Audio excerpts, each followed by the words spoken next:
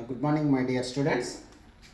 ఈరోజు 10th క్లాస్కి సంబంధించి కొన్ని ముఖ్యమైన విషయాల గురించి మాట్లాడుతున్నాం. అందులో ముఖ్యమైనవి త్రీ డోంట్స్ అంటే మనము ముఖ్యంగా 3 విషయాలను చేయనివి అనమాట, చేయకూడదు అవి.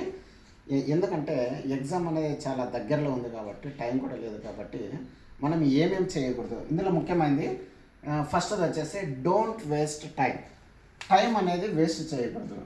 ఎందుకు వేస్ట్ చేయకూడదు అంటే మనకు ఈరోజు 16, టోటల్గా 14 డేస్ ఉంది ఈ మంత్లో, జనవరిలో.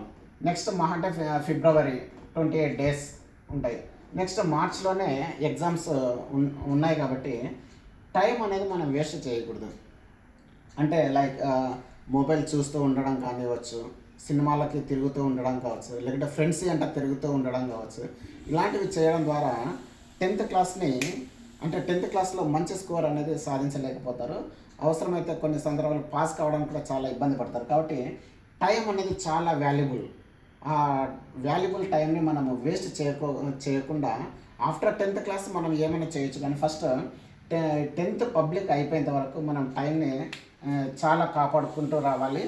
ఎందుకంటే టైం అనేది చాలా విలువ అనేది. ఒకసారి వెనక్కి వెళ్ళిన తర్వాత ఆ టైంని మనం తీసుకురావడం చాలా ఇబ్బంది. కాబట్టి డోంట్ వేస్ట్ టైం అనే కాన్సెప్ట్ మీరు కంపల్సరిగా ఫాలో కావాలి. ఎందుకంటే టైం అనేది లెస్ టైం అనేది ఉంది మనకు. Next, don't read different types of books. ఇది చాలా చాలా ఇంపార్టెంట్. ఇందులో చాలామంది ఒక్కొక్కరు ఒక్కొక్క రకమైన బుక్స్ని, అంటే డిఫరెంట్ టైప్స్ ఆఫ్ బుక్స్ని రీడింగ్ చేస్తూ ఉంటారు. ముఖ్యంగా ఇందులో నేను చెప్పేది ఏమంటే, ఎక్కడైతే మీ సార్ వాళ్ళు మీకు నోట్స్ ఇచ్చారో, లేకుంటే ఏదో ఒకటి ఫాలో కామని చెప్పారో దాన్ని మాత్రమే ఫాలో అవుతే చాలా మంచిది. ఇప్పుడు ఈ టైం లేని సందర్భంలో రకరకాల బుక్స్ వాడడం ద్వారా నిష్ప్రయోజనమే, ఉన్న కంటెంట్ కూడా పోవడానికి ఆస్కారం ఉంటుంది. కాబట్టి don't read different types of books. Like కొంతమంది గైడ్స్ చదవడం, కొంతమంది టెక్స్ట్ బుక్స్ చదవడం, కొంతమంది సార్ వాళ్ళు ఇచ్చిన నోట్స్ని చదవడం. ఏదో ఒకటి మాత్రమే మీరు క్లారిటీగా చదవగలిగితే మెమొరీలో ఎక్కువ ఉండడానికి ఆస్కారం ఉంటుంది. మీ గురువు గారు ఏదైతే చెప్పింటారో నోట్బుక్స్ రీడింగ్ చేయమని చెప్తే నోట్బుక్స్ మాత్రమే రీడింగ్ చేయండి.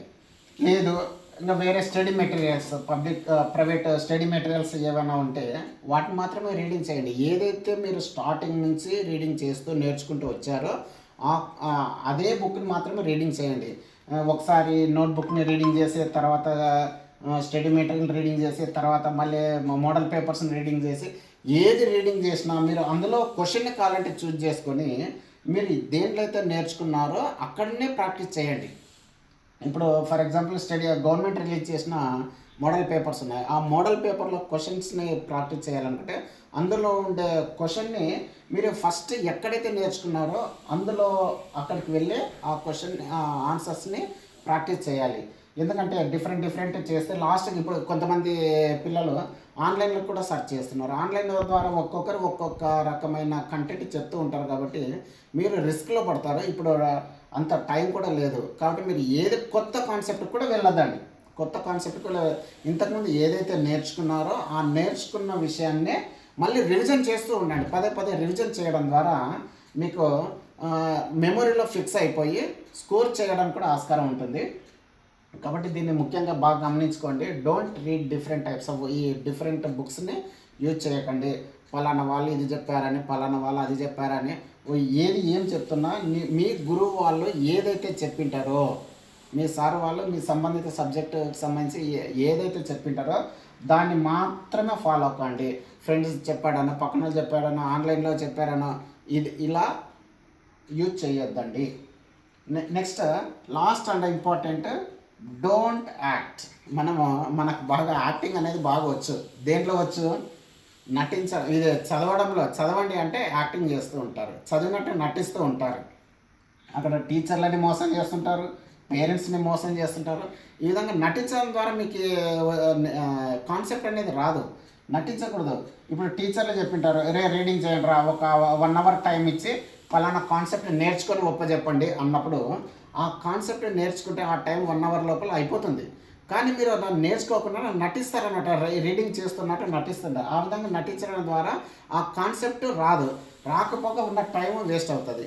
నెక్స్ట్ ఈ హౌస్లో కూడా, ఇళ్ళలో కూడా తల్లిదండ్రులు పాపం ఏమనుకోవాలో మిమ్మల్ని చూసి చాలా బాగా చదువుతున్నారు అనుకుంటారు. కానీ వాళ్ళ మీరు చదివింది ఏం లేదు, నటిస్తూ ఉంటారు. నటిస్తూ సెల్ చూస్తూ ఉండడం, అంటే పేరెంట్స్కేమో చదువుతున్నట్టు బిల్డప్ ఇస్తారు, కానీ ఇక్కడైతే నేర్చుకునేది ఏమీ లేదు. అందుకే మీరు ఒకటే మనసులో పెట్టుకోవాలి, ఈ టైంలో ఈ 1 అవర్లో నేను ఏం నేర్చుకోవాలి, ఎంతవరకు నేర్చుకోవాలి. జెన్యున్గా నువ్వు చదవగలిగితే నీకు మంచి స్కోర్ అనేది వస్తుంది. అంతేకాకుండా నువ్వు నటించడం ద్వారా నీకు ఏమి రాదు, నీ లైఫే నటనగా మారుతుంది తర్వాత. కాబట్టి మీరు ఇది ముఖ్యంగా గమనించుకొని నటించొద్దు. జెన్యున్గా నువ్వు 30 మినిట్సే చదవగలుగుతావా, 30 మినిట్సే నిజాయితీగా నేర్చుకో. ఇప్పుడు నటించడం ద్వారా, ఇప్పుడు మార్నింగ్ ఒక 3 అవర్స్ నేను చదువుతాను సార్, మార్నింగ్ లేసి ఈవినింగ్ దాకా చదువుతూనే ఉంటానంటే, కానీ ఏమి రావు అని చెప్తావు. మార్నింగ్ నుంచి చదివి ఏమి రాకపోవడం అంటే నువ్వు అక్కడ యాక్టింగ్ చేసింటావు అంతే, కానీ నువ్వు జెన్యున్గా చదవట్లేదు అని. జెన్యున్గా నువ్వు నిజాయితీగా కాన్సన్ట్రేషన్ పెట్టి ఏకాగ్రతతో చదవగలిగితే 100కి 100% కాన్సెప్ట్ అనేది వస్తుంది.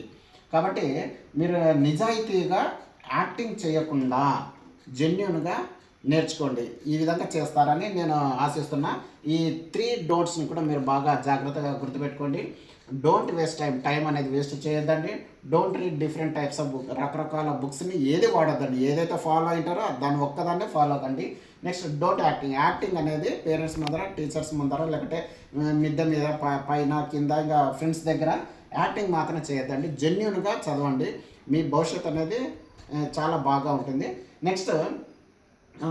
నెక్స్ట్ వీడియోలో మన ఇంగ్లీష్ కానీ, సోషల్కి కానీ, లేకపోతే మ్యాథ్స్కి కానీ సంబంధించిన కాన్సెప్ట్, కొంతమంది సోషల్కి సంబంధించిన అంశాలు మాకు ఒకసారి వీడియో చేయండి సార్ అని మనకు మెసేజ్ పెట్టడం జరిగింది.